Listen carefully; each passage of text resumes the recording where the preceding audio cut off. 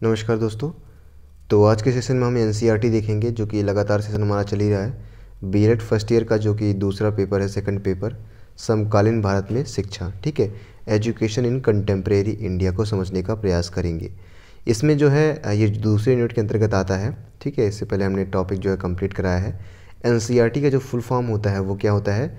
National council for educational research and training. ठीक है, एक एक पृष्ठभूमि पर पहले समझने का प्रयास करेंगे, फिर कितने खंडों में विभाजित किया गया है, कौन कौन से कार्य हैं, कौन से गुण हैं, कौन से दोष हैं, उन सभी को समझने का प्रयास करेंगे।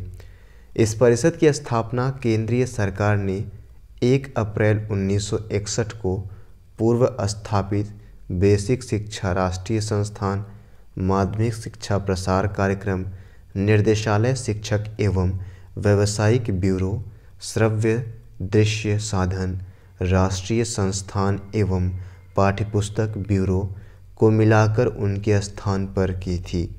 यानी ये जो सभी संस्थान थे, इन सभी को एक करके मर्ज करके एनसीईआरटी का गठन किया गया था। कौन कौन से संस्थान थे?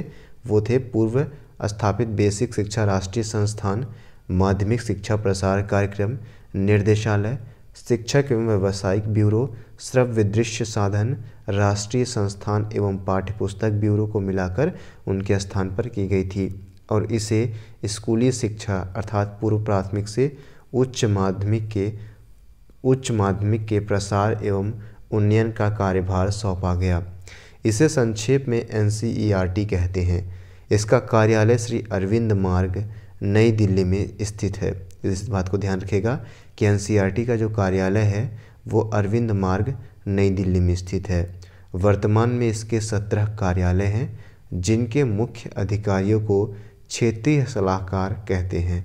बड़े प्रांतों में एक ऐसा कार्यालय है और कई छोटे छोटे प्रांतों को मिलाकर एक कार्यालय का गठन किया गया है।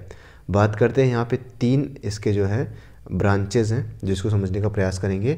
इसके 3 स्तर हैं एनसीईआरटी के। तो एनसीईआरटी के संगठन के 3 स्तर हैं। एक है सामान्य निकाय, इसका कार्य अलग होता है। एक है कार्यकारिणी बोर्ड, जिसको कार्यकारिणी समिति कहते हैं। तीसरा है परिषद। ठीक है, तो इन तीनों के कार्यों को समझने का प्रयास करेंगे। क्या क्या चीज़ें होती हैं उनके अंतर्गत हम समझने का प्रयास करेंगे। तो एनसीईआरटी संगठन के जो स्तर के अंतर्गत पहला जो स्तर आता है वो है सामान्य निकाय।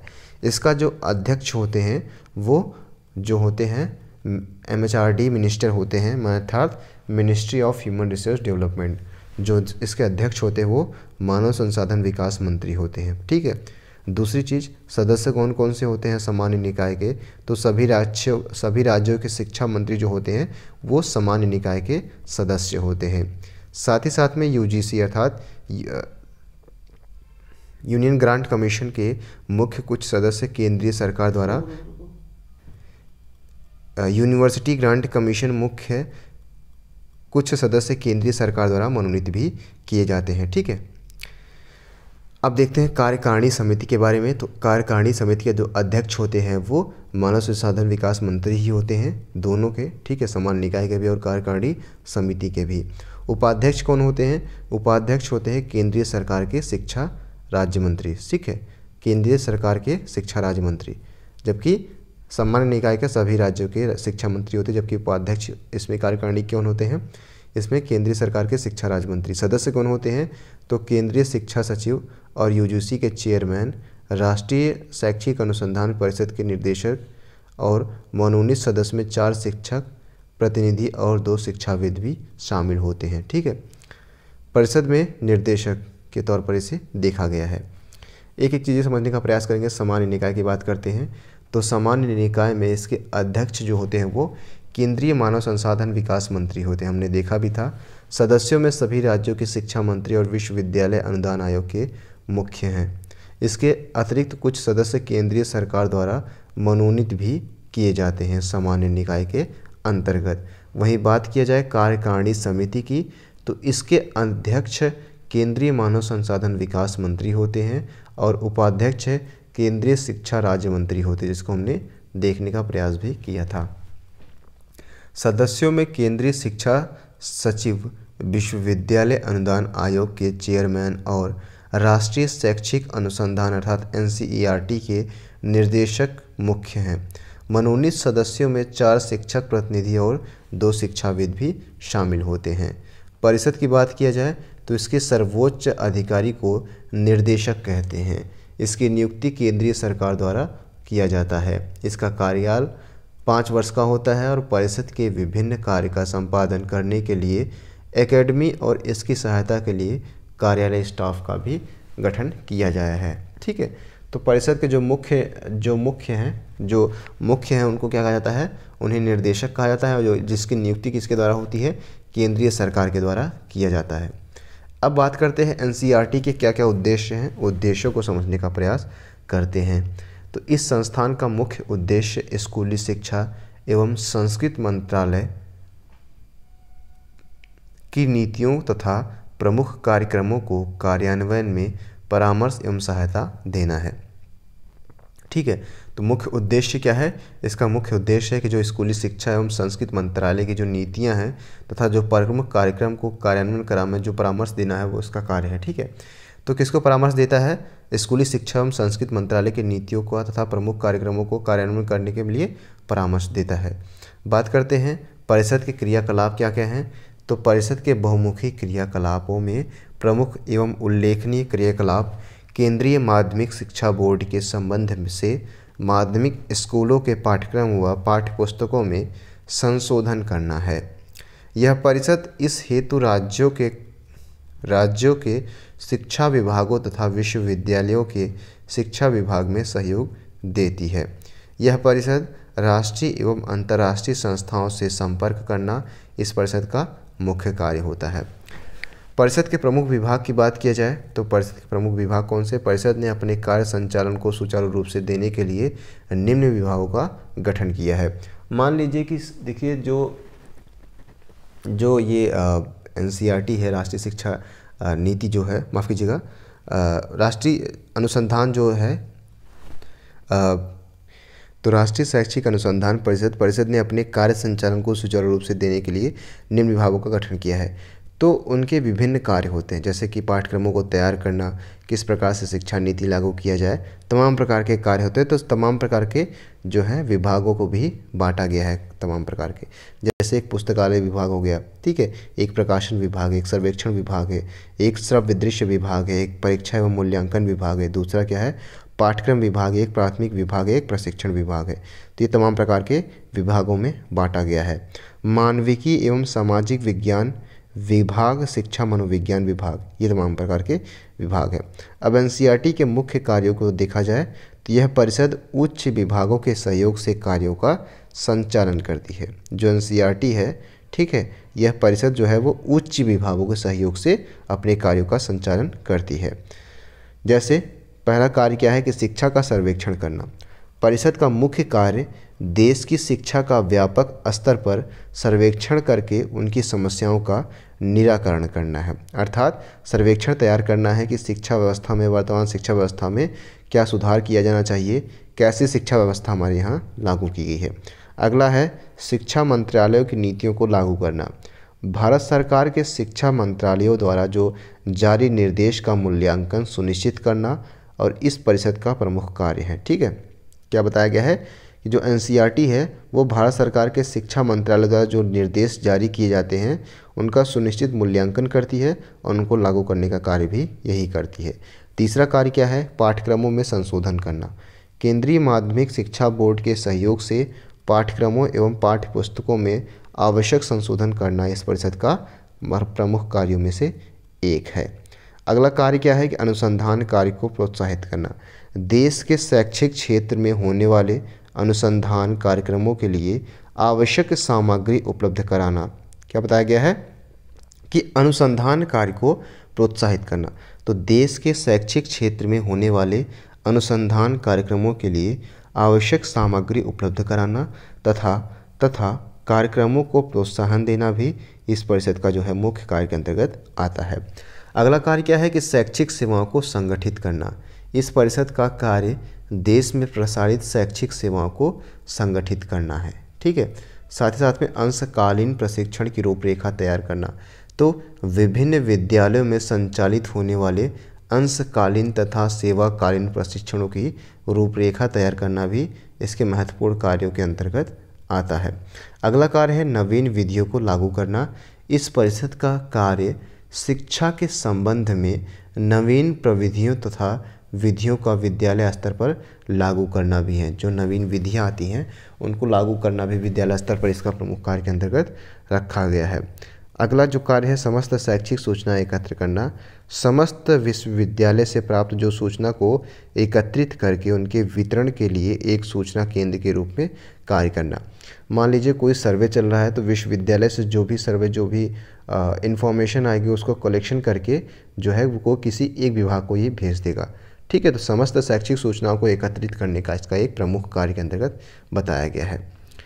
अगला पॉइंट है कि प्रौढ़ शिक्षा के क्षेत्र में तकनीकी सहयोग प्रदान करना, जवाहर नवोदय विद्यालय प्रवेश परीक्षा की संपादन करना, राष्ट्रीय पर्यावरण शिक्षा कार्यक्रम में तकनीकी सहयोग प्रदान करना इसका प्रमुख कार्य के अंतर्गत आते हैं। साथ ही साथ में स्कूलों में विज्ञान शिक्षा हेतु विज्ञान किटें तैयार करना, स्कूल शिक्षा के विभिन्न स्तरों के लिए शिक्षण विधियों का विकास करना भी इसके अंतर्गत आता है। स्कूल शिक्षा के विभिन्न स्तरों की समस्याओं को समझना और उनके समाधान को खोजना।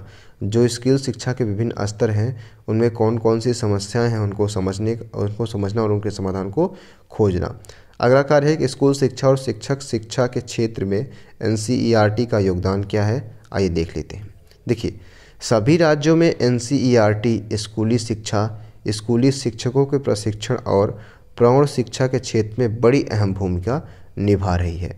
अब वो कौन कौन सी भूमिका निभा रही है उसको समझने का प्रयास करते हैं। देखिए, स्कूली शिक्षा के क्षेत्र में योगदान कौन कौन से योगदान है, तो यह शिक्षा स्कूली शिक्षा के लिए पाठ्यक्रम तैयार कर रही है और ठीक है, पहला क्या है, पाठ्यक्रम तैयार कर रही है स्कूली शिक्षा के लिए। दूसरा, यह संस्था स्कूली कक्षाओं के लिए आदर्श पाठ्य पुस्तकें भी तैयार कर रही है। पहला पाठ्यक्रम तैयार कर रही है, दूसरा पाठ्य पुस्तकें तैयार कर रही है। तीसरा, यह संस्था स्कूल स्तर के बच्चों के लिए नवाचारों को यानी करंट अफेयर्स को प्रोत्साहन दे रही है। ठीक है, साथ ही साथ में यह संस्था स्कूलों के लिए शिक्षण उपकरणों का, जिसे हम कहते हैं किट, ठीक है, का निर्माण कर रही है। यह संस्था क्या कर रही है, स्कूलों के लिए शिक्षण उपकरण, ठीक है, जैसे ब्लैक बोर्ड हो गया, चॉक डस्टर हो गया, तो उनसे संबंधित सभी शिक्षण उपकरणों का निर्माण कर रही है। यह संस्था स्कूलों के लिए विज्ञान किटें तैयार कर रही है। साथ ही साथ में यह संस्था स्कूलों से संबंधित सॉफ्टवेयर तैयार कर रही है और उसके प्रसारण की व्यवस्था भी कर रही है। ठीक है, यह संस्था स्कूली शिक्षा स्तर पर छात्रों की उपलब्धियों के मूल्यांकन की तकनीकी का विकास कर रही है। क्या कर रही है कि यह संस्था जो है वो स्कूली शिक्षा स्तर पर छात्रों के उपलब्धियों के मूल्यांकन की तकनीकी का विकास भी कर रही है। किस तरीके से हम छात्रों का मूल्यांकन कर सकते हैं, उनका तकनीकी विकास भी कर रही है। यह संस्था स्कूल शिक्षा के संबंध में निरंतर शोध कार्य कर रही है और शोध के परिणामों से स्कूल शिक्षा के क्षेत्र में निरंतर परिवर्तन कर रही है। इसके प्रसार एवं उन्नयन दोनों के लिए निरंतर कार्य कर रही है। क्या कर रही है कि बेसिकली बताने के प्रयास किया गया है कि जो NCERT है संस्था है, ये स्कूलों पर जांचें कर रही है। ठीक है, हर बार कमेटियाँ तैयार कर रही है, उसमें जो खामियां हैं शिक्षा व्यवस्था में उसको दूर कर रही है और साथ ही साथ में नए नवाचारों को भी स्कूल व्यवस्था में लागू करने का महत्वपूर्ण कार्य भी NCERT कर रही है। शिक्षक शिक्षा के क्षेत्र में योगदान की बात किया जाए तो यह संस्था स्कूल स्तर के शिक्षकों के लिए आदर्श प्रशिक्षण पाठ्यक्रम तैयार कर रही है। ठीक है, यह संस्था जो है वो स्कूल स्तर के शिक्षकों के लिए आदर्श प्रशिक्षण पाठ्यक्रम क्या कर रही है, तैयार कर रही है। यह संस्था स्कूल स्तर के सेवा पूर्व और सेवारत शिक्षकों के प्रशिक्षण की व्यवस्था भी कर रही है। साथ ही साथ में यह संस्था शिक्षकों के लिए अभिनव पाठ्यक्रमों की व्यवस्था भी कर रही है और यह संस्था राज्य की सभी डाइट पर नियंत्रण रखती है, जहां पर टीचरों को जो है ट्रेनिंग दी जाती है और साथ ही उन्हें उनके कार्यों के संपादन में तकनीकी सहयोग भी देती है। साथ ही साथ में यह संस्था डाइट्स का निर्देशन भी कर रही है।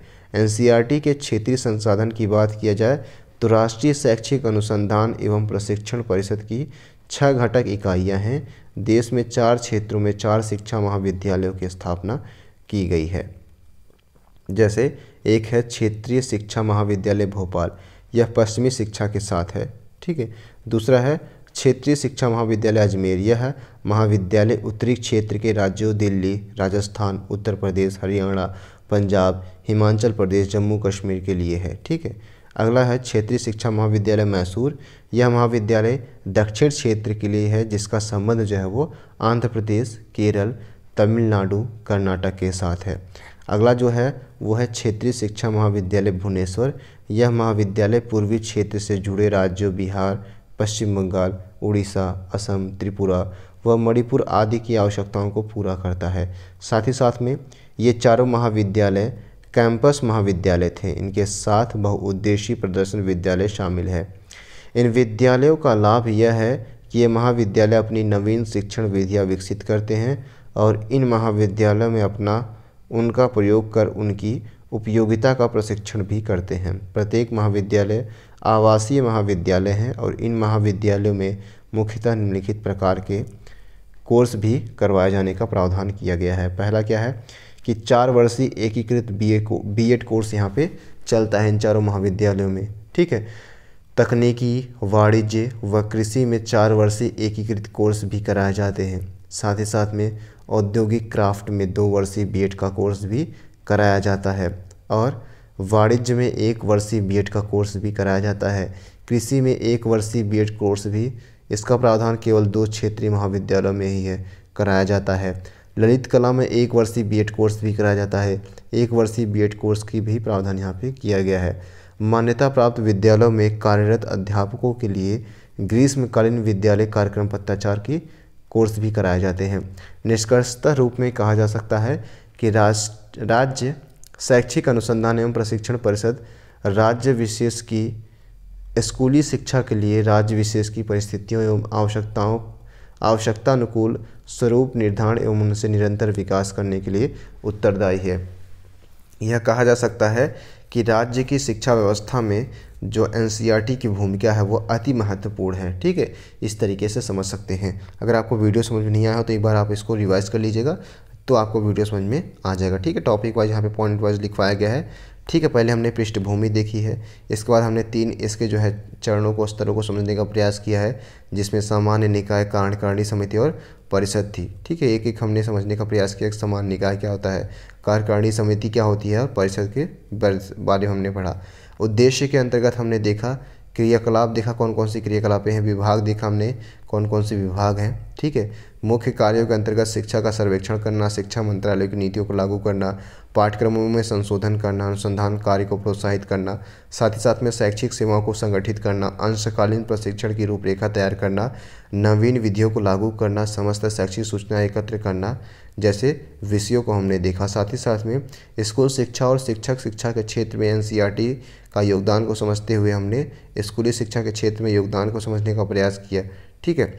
इसके साथ ही साथ हमने क्या दिया कि शिक्षक शिक्षा के क्षेत्र में कौन सा योगदान है एनसीईआरटी का। क्षेत्रीय संस्थान के बारे में हमने देखा कि 4 संस्थान इसके एनसीईआरटी के खोले गए हैं। पहला है क्षेत्रीय शिक्षा महाविद्यालय भोपाल, क्षेत्रीय शिक्षा महाविद्यालय अजमेर, तीसरा क्या है क्षेत्रीय शिक्षा महाविद्यालय मैसूर, चौथा क्या है भुवनेश्वर। ठीक है। इन चारों को डिस्कशन करते हुए हमने जो है देखा क्या क्या चीज़ें इसमें कराई जाती है और निष्कर्षता रूप में हम लास्ट में जो है एनालिसिस कर बैठे हैं। ठीक है। सो ये था आज के बारे में। अगला सेशन हमारा जल्दी आएगा। So thank you so much, keep loving, keep supporting and keep stay with us. Thank you so much.